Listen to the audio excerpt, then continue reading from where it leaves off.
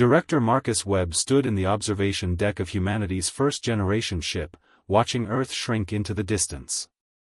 After 10,000 years of civilization, humanity had finally made a choice that no species before them had dared to make. They were leaving. Not fleeing. Choosing. The discovery had come from an unexpected place, a mathematical anomaly in the fabric of spacetime itself. Dr. Keiko Sato had found proof that reality operated in cycles. Not just biological cycles or historical patterns, but fundamental cosmic cycles. The universe itself reset every billion years, erasing most of what had come before, forcing civilizations to rebuild from scratch. But there was a loophole.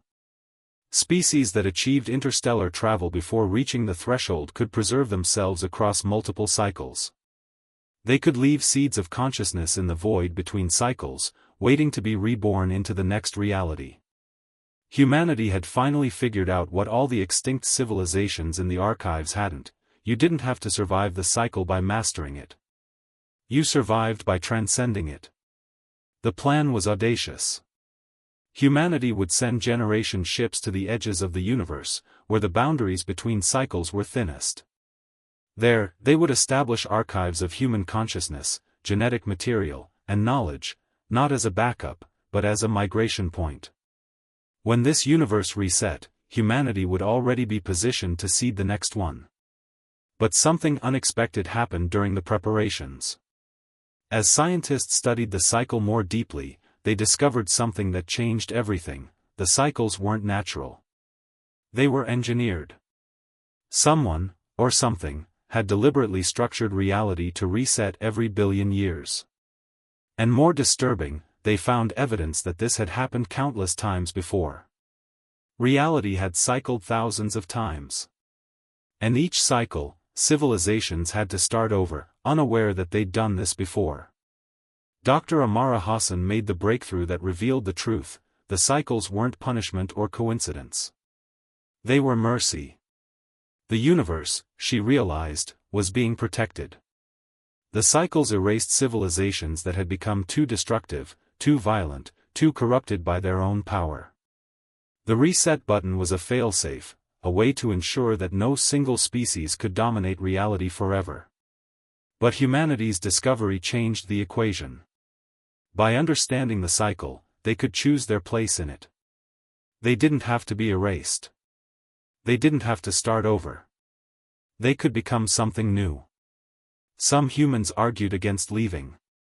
They wanted to stay on Earth, to build a civilization that would last until the next reset, to face extinction as previous species had. There was something noble in that sacrifice, they said. Something deeply human about defying fate even knowing you would lose.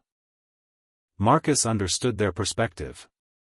But he also understood something deeper: breaking free from the cycle wasn't about defiance. It was about growth. Humanity had spent 10,000 years learning one crucial lesson: survival wasn't about domination. It was about adaptation.